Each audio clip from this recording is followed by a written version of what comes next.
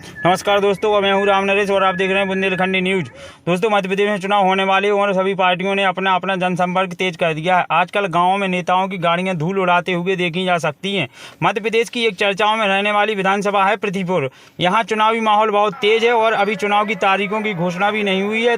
पृथ्वीपुर में विधानसभा में चुनावी माहौल इतना गर्म है कि जैसे मतदान में 1-2 दिन ही बचे हों। यहाँ आए दिन सभाएं आपको देखने को मिल जाएंगी, जहां एक ओर कांग्रेस के नितेंद्र सिंह राठौर मैदान में हैं तो दूसरी ओर भाजपा से वर्तमान विधायक डॉक्टर सुषपाल यादव हुंकार भरते नजर आ रहे हैं। सूत्रों की माने तो सुषपाल यादव ने हाल ही में पृथ्वीपुर विधानसभा में सीएम राइज स्कूल, नहर, तालाब, पानी की टंकियां, सीसी रोड, नाली, पुल, रिप्टा, सामुदायिक भवन, सामुदायिक स्वास्थ्य केंद्र, स्कूल, कॉलेज और तहसील और सिंचाई व्यवस्था से लेकर बेतवा नदी पर पुल एवं जीआर में औद्योगिक कॉरिडोर को मंजूर करवाकर जमीन पर काम चालू करवाया है, जिसमें लगभग 700 से 800 करोड़ की राशि खर्च होगी, जिससे पृथ्वीपुर विधानसभा की जनता में अलग ही खुशी की लहर देखने को मिल रही है। इसी क्रम में आज मोहनगढ़ में भारतीय जनता पार्टी का कार्यकर्ता सम्मेलन था, जिसमें हजारों की भीड़ एकत्रित हुई और अन्य पार्टी नेताओं और कार्यकर्ताओं ने भाजपा की सदस्यता ग्रहण की। इस मौके पर विधायक सुषपाल यादव ने क्या कुछ कहा, देखिए इस रिपोर्ट में। हम लोग आप लोगों के बीच में जब विकास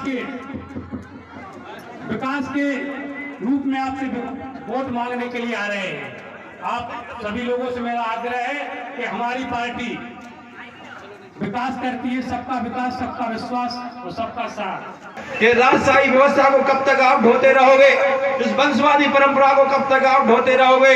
अगर आजाद होना जैसे देश 1947 में आजाद हो गया था और पृथ्वीपुर विधानसभा क्षेत्र हम याद करना चाहेंगे पंडित श्री सुनील नायक जी को, जिन्होंने अपनी कुर्बानी दे दी, शहीद हो गए, लेकिन अन्य अत्याचार के लिए लड़ते हुए, गरीबों के साथ लड़ते हुए उन्होंने कभी अन्य अत्याचार को बर्दाश्त नहीं किया है। और सुनील नायक जी की हत्या करने वाले लोग आज पृथ्वीपुर में बैठ करके ये भी कह रहे हैं कि हमें 6 लोगों की मूर्तियां और लगाना है, डॉक्टर शिषपाल की मूर्ति लगाना है, लक्ष्मण केवट की मूर्ति लगाना है, राकेश शर्मा की मूर्ति लगाना है, संजय त्रिपाठी की मूर्ति लगाना है, ब्रजेंद्र मिश्रा की मूर्ति लगाना है और दीना विधवा जी की मूर्ति लगाना है। और वो इसलिए कह रहे हैं कि हाल ही के दिनों में हमने अमर शहीद सुनील नायक जी की प्रतिमा लगाई थी। मूर्ति लगाने का मतलब है कि वो हमारी भी हत्या करना चाहते हैं, लक्ष्मण केवट की भी हत्या करना चाहते हैं, दीना विधवा और राकेश शर्मा जी की हत्या करना चाहते हैं। गरीब साथियों, हमारी बहनें बैठी हुई है, इस तरह हत्यारों को क्या आप अपना मत देना चाहेंगे? जो पहले ही अपनी बात कह रहे हैं कि हम हत्याएं कर देंगे, उनके कार्यकर्ता कहते हुए घूम रहे हैं कि 2 महीने बाद आने दीजिए सरकार, हम जब देख लेंगे, हिसाब किताब बराबर कर लेंगे। अरे भारतीय जनता पार्टी के कौन से कार्यकर्ता ने किसके साथ अन्य अत्याचार कर दिया है?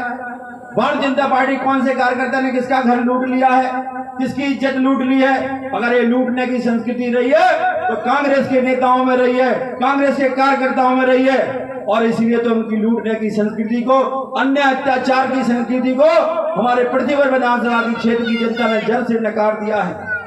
मुझे तो लगता है कि अभी वो सहतो काल में रह रहे, उन्हें होश ही आवाज नहीं है, या तो वो इतने नशे में है कि दिनों रात उनको दिखाई नहीं दे रहा है, और वो सपने तो रात में नहीं देख रहे, दिन में देख रहे हैं।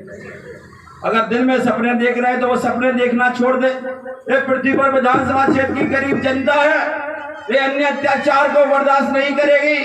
अगर इसके साथ कोई अन्य अत्याचार करेगा तो डॉक्टर शिषपाल यादव अपना खून बहा देगा, खून पसीना तो छोड़िए, खून बहा देगा, लेकिन इनके साथ अन्य अत्याचार नहीं होने दिया जाएगा।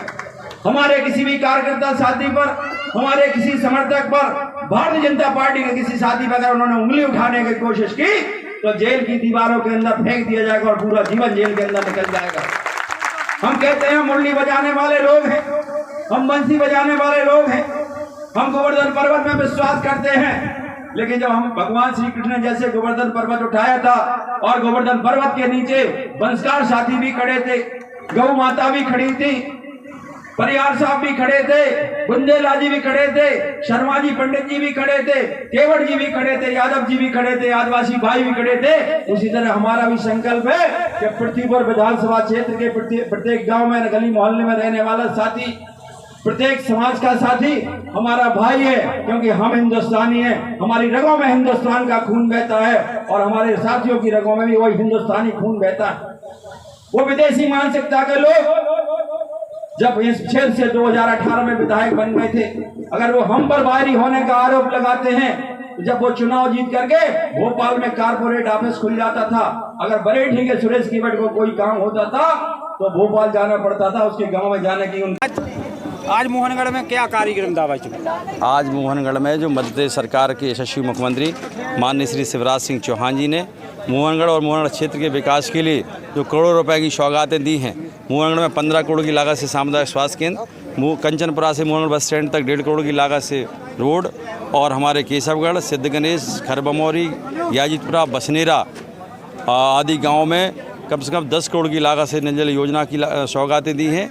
इसके अलावा पटनापुर में 5 करोड़ 65 लाख की लागत से हमारा स्टाफ डैम, ऐसे अनेक विकास कार्यों का आज भूमि पूजन कार्यक्रम किया गया है।